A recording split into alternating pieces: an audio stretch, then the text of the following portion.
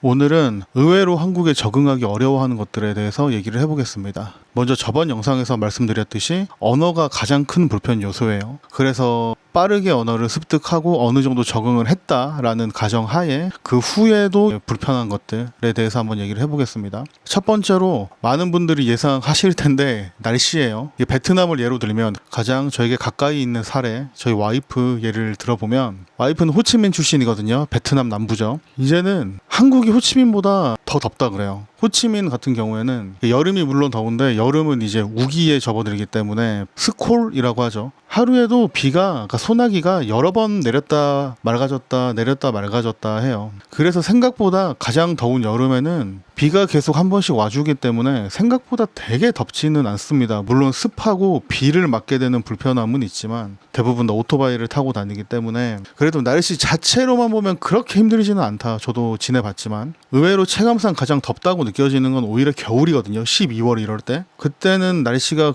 꽤 건조해지기 때문에 막 더워서 못 살겠다 이런 정도는 아니거든요. 근데 한국은 여름이 진짜 임팩트가 강렬하죠. 그리고 특히 겨울. 저희 와이프 같은 경우에 처음에 한 2, 3년간은 겨울을 굉장히 기다리고 좋아했습니다. 눈이 막 내리고 드라마에서만 보던 예쁜 겨울옷도 입을 수 있고 그래서 한 2, 3년 정도는 겨울을 굉장히 좋아했는데 2, 3년 정도 지나면 이제 눈 구경도 할 만큼 했고 이제 눈 때문에 뭐가 불편한지도 알게 되고 뭐 겪을 거 다 겪어보면 겨울에도 힘들어합니다. 그러니까 물론 여름보다 겨울을 좋아하긴 하는데 그래도 겨울이 많이 추운 것도 정말 사실이에요. 자, 두 번째는 음식입니다. 이거는 개인차가 굉장히 커요. 적응을 굉장히 잘하시는 분들도 있는가 하면 진짜 힘들어 하시는 분들도 계시거든요. 저희 동네 이 재래시장에 가보면 베트남 분이 쌀국수랑 반미를 파는 집이 있어요. 근데 장사가 진짜 잘 돼요. 그러니까 베트남뿐만 아니고 다른 동남아권 분들도 그러니까 한국 음식보다는 자국 음식이랑 가까우니까 시장 갈 일이 있거나 아니면 없으면 만들어서라도 시장을 가서 다른 거 안 드시고 이거를 많이 드시는 것 같아요. 아무리 한국에 오래 살아도 입맛이 쉽게 변하지는 않습니다. 우리도 보면 미국에 이민 가신 1세대 분들 보시면 아직도 한국 음식 많이 좋아하시고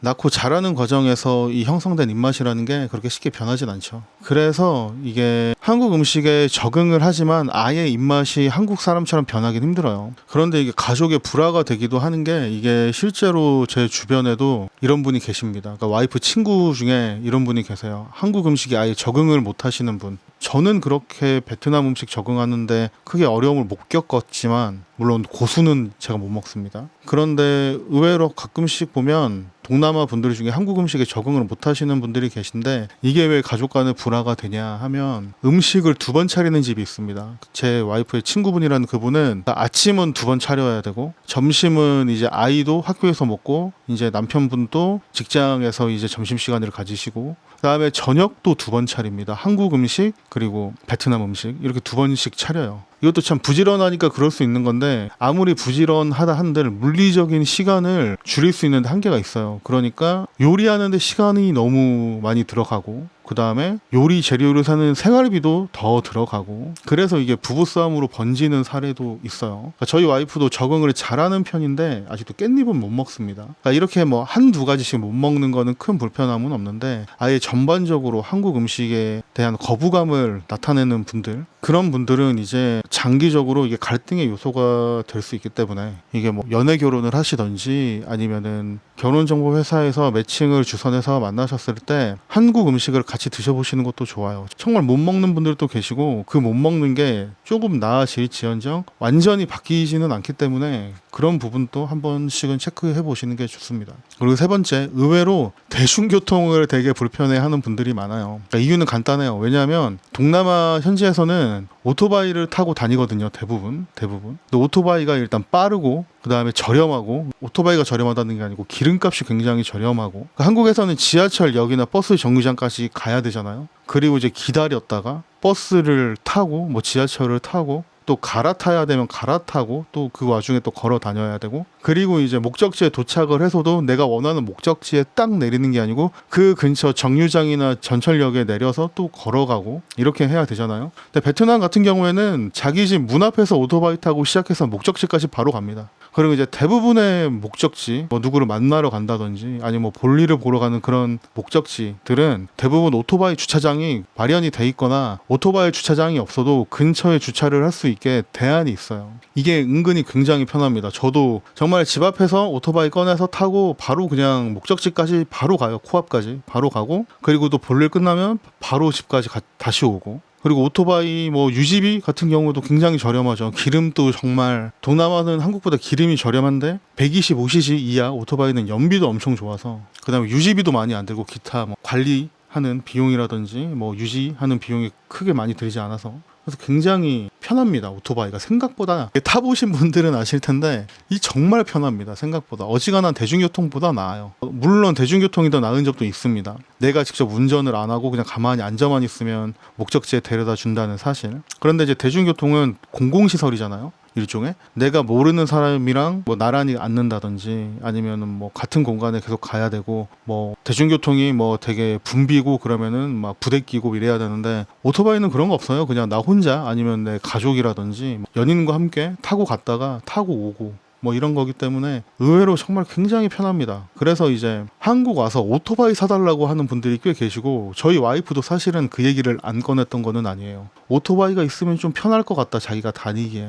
이런 얘기를 했었는데 저는 절대 반대. 왜냐하면 이거는 꼭 알아두셔야 되는 게 한국이랑 동남아랑은 달라요. 그러니까 동남아 여행을 가보시면 막 러시아워 때 막 오토바이 엄청 많이 막 도로에 꽉 차 있고 막 해가지고 그게 되게 오토바이 타기 어렵다, 어려울 거다라고 이제 생각하시는 분들이 많으신데, 생각보다 그게 오토바이 타기 더 쉽습니다. 왜냐하면 혼돈 속에 질서가 있다고. 정말 그렇게 혼란스러워 보이지만 그 안에도 나름대로의 질서가 있어요. 도로 질서가 있어요. 그래서 생각보다 거기에 적응되면 어렵지 않아요. 그리고 심지어 위험하지도 않아요. 그게 되게 위험해 보이겠지만 그런 러시아어 때 사고 나봐야 1-20km로 달리다가 사고 나는 거예요. 그 접촉사고. 상대도 오토바이, 나도 오토바이. 상대도 가벼운 거고 나도 가벼운 거고. 러시아어 때 사고가 나서 정말 큰일 났다는 사람을 전 본 적이 없습니다. 거기 살면서. 오토바이 사고가 나서 큰일 난 경우는 고속도로를 오토바이로 달렸거나 아니면은 진짜 한산한 시간에, 정말 새벽이나 밤 늦은 시간에 술 마시고 땡기다가 사고 나고 뭐 이런 경우는 있는데, 그러니까 자동차랑 사고 나고 이런 경우는 있는데, 일상적인 생활에서 다니는 시간이라든지 장소들은 오토바이가 오히려 더 안전해요. 왜냐하면 빨리 달릴 수가 없어요. 30km, 40km 이상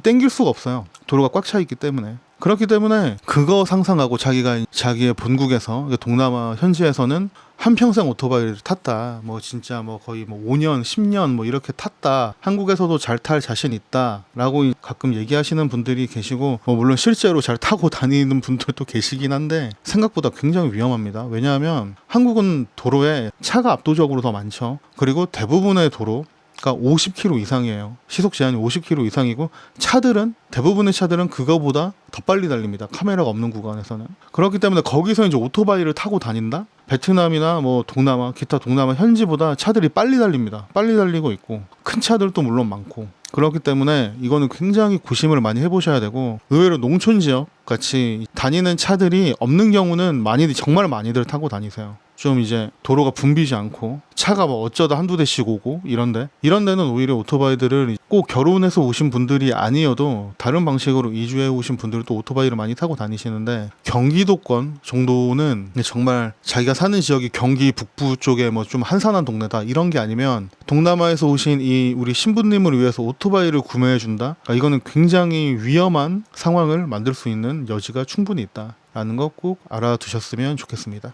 자, 오늘은 동남아에서 오신 신부님들이 의외로 한국에서 불편함으로 호소하는 요소들에 대해서 알아봤는데, 오늘도 시청해주셔서 감사하고요. 구독과 좋아요 부탁드리겠습니다. 감사합니다. 안녕히 계세요.